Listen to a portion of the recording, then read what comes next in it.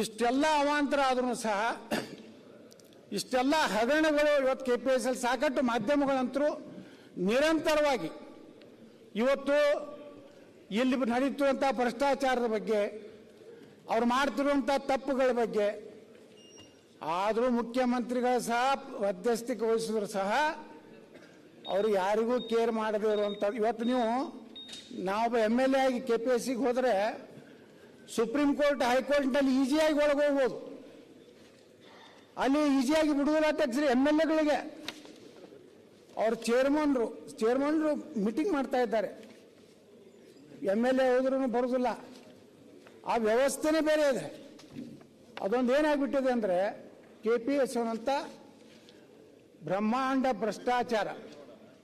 ಇವತ್ತು ಇದು ತಡೆ ಹಿಡಿಬೇಕು. ಪ್ರಾಮಾಣಿಕ ಯಾವ ರೀತಿ ಇವತ್ತು ನಾವು ಶಿಕ್ಷಕರನ್ನು ನಾವು ಗೋವಿಂದಗೌಡರಿದ್ದಾಗ ಈ ರಾಜ್ಯದ ಶಿಕ್ಷಣ ಮಂತ್ರಿಗಳಿದ್ದಾಗ ಇವತ್ತು ಗೋವಿಂದಗೌಡರನ್ನ ಎಲ್ಲ ಶಿಕ್ಷಕರು ನೆನಪು ಮಾಡ್ಕೋತಾರೆ.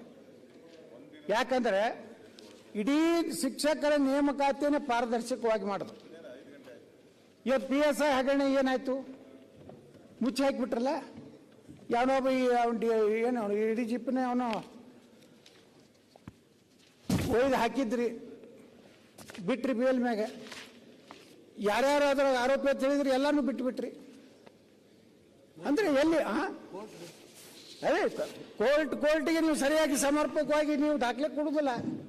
ವ್ಯವಸ್ಥಿತವಾಗಿ ಅಲ್ಲಿ ನಮ್ಮ ಸರ್ಕಾರದ ಪರವಾಗಿ ವಾದ ಮಾಡೋರು ಸಹಿತ ಸರಿಯಾಗಿ ಮಾಡದೇ ಇರೋದ್ರಿಂದ ಅವರ ಈಗ ಮತ್ತೆ ರಾಜಾರೋಷವಾಗಿ ಅಡ್ಡಾಡ್ತಾ ಇದ್ದಾರೆ. ಮತ್ತು ಅವ್ರು ನಮ್ಮ ಮಗಳು ಬಂದು ಫೋಟೋ ತಕ್ಕೋತಾ ಇದ್ದಾರೆ. ಈ ರೀತಿ ಅಧ್ಯಕ್ಷರೇ ಏನು ಮಾಡಿದ್ರು ಸಹ ಇವತ್ತು ನಾವೇನಿವತ್ತು KPSCಯ ಪರಿಸ್ಥಿತಿಯನ್ನು ನೋಡ್ತಾ ಇದ್ದೀವಿ. ಇದು ಯಾರಾದರೂ ಕೇಳಬೇಕಲ್ಲ. ನಮ್ಮ ಸರ್ಕಾರ ಬಡವರ ಪರವಾಗಿ, ನಮ್ಮ ಸರ್ಕಾರ ದೀನದಲಿತರ ಪರವಾಗಿ ಎಲ್ಲರೂ ಘೋಷಣೆ ಕೊಡ್ತೀವಿ. ಆದರೆ ಅಲ್ಲಿ ನಡೀತಿರುವಂಥ ಅವಾಂತರಗಳ ಬಗ್ಗೆ ಸದನದಲ್ಲಿ ನನಗನ್ನಿಸ್ತದೆ ಅಶೋಕ್ ಅವರು ಮೊದಲೇ ಸಲ KPSC ಬಗ್ಗೆ ಚರ್ಚೆ ಆಗ್ತಿರ್ಬೇಕಿಲ್ಲ. ಇನ್ನೊಂದು ಯಾವತ್ತಾಗಿಲ್ಲ. ಇನ್ನೊಂದು ದೊಡ್ಡ ಬ್ರಹ್ಮಾಂಡ ಭ್ರಷ್ಟಾಚಾರ ಇದೆ, ಪೊಲ್ಯೂಷನ್ ಬೋರ್ಡ್ ಅಂತೇಳಿ. ಅಲ್ಲಿನೂ ಇದೆ. ಏನು ನೇಮಕಾತಿಗಳು ಇವ್ರು ಏನು ಮಾಡ್ತಿರಲ್ಲ ನೀವು. ಹಿಂದನೂ ಆಯಿತು, ಮುಂದನೂ ಆಯಿತು.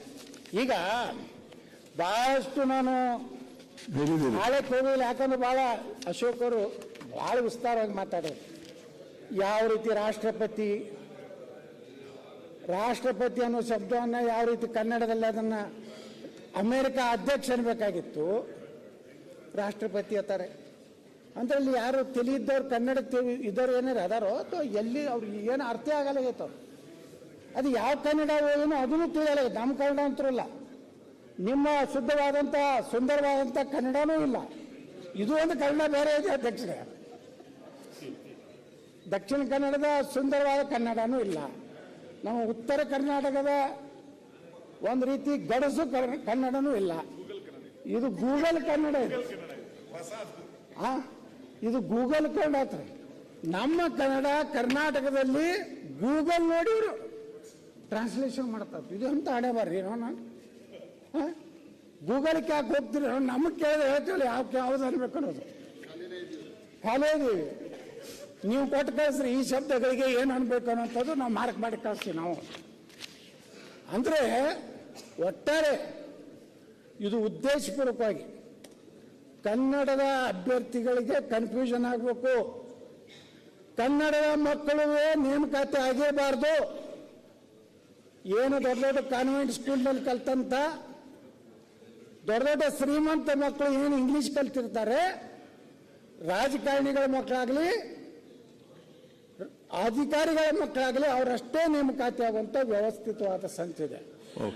ಇದು ನಾನು ಪ್ರಾಮಾಣಿಕವಾಗಿ ಇದನ್ನು ತನಿಖೆ ಮಾಡಿಸಿ ಸಂಬಂಧಪಟ್ಟಂಥ ಎಲ್ಲ ಅಲ್ಲೇನು ಎಕ್ಸಾಮಿನರ್ ಹಿಡಿದು ವ್ಯಾಲ್ಯೂಯೇಟರ್ ಏನಾದರೆ ಎಲ್ಲರನ್ನೂ ತನಿಖೆ ಒಂದು CBI ತನಿಖೆ ಮಾಡೋದು ಒಳ್ಳೆಯದು. ಮರುಪರೀಕ್ಷೆ ಮತ್ತಿದೆ ತಪ್ಪು ಮಾಡ್ತಾರೆ. ಇವ್ರೇನಾದ್ರೆ ಇವ್ರನ್ನ ಹೊರಗೆ ಹಾಕ್ಬೇಕು. ಇವ್ರಿ ಇಂಥವ್ರನ್ನ ಏನೇನು ಅದಕ್ಕೆ ಕೊಟ್ಟಾರಲ್ರಿ ಅವ್ರು ಹೋಗುತ್ತಾನೆ ಸುಧಾರಣೆ. ಯಾಕಂದರೆ ಅವ್ರು ಕೋಟ್ಯಾಧೀಶರಾಗ್ಬಿಟ್ಟಾರೆ. ಅವ್ರಿಗೆ ಯಾರ್ದು ಕೇರಿಲ್ಲ. ದುಡ್ಡು ಹೋಗೋದ್ರಾಯ್ತು, ಏನು ಬೇಕಾದಾಗ್ತದೆ ಅನ್ನೋಂಥ ವ್ಯವಸ್ಥೆ ಬಂದುಬಿಟ್ಟಿದೆ ಅಲ್ಲ ಅಧ್ಯಕ್ಷರೇ. ಇದನ್ನು ಕಡಿವಾಣ ಹಾಕಬೇಕಾದ್ರೆ ಇದು ವಿಶ್ವಾಸಾರ್ಹದ ತನಿಖಾ ಸಂಸ್ಥೆಯಿಂದ ಪೂರ್ಣ ಪ್ರಮಾಣದಲ್ಲಿ ತನಿಖೆ ಆಗಬೇಕು, ಅವ್ರಿಗೆ ಜೈಲಿಗೆ ಹೋಗ್ಬೇಕು.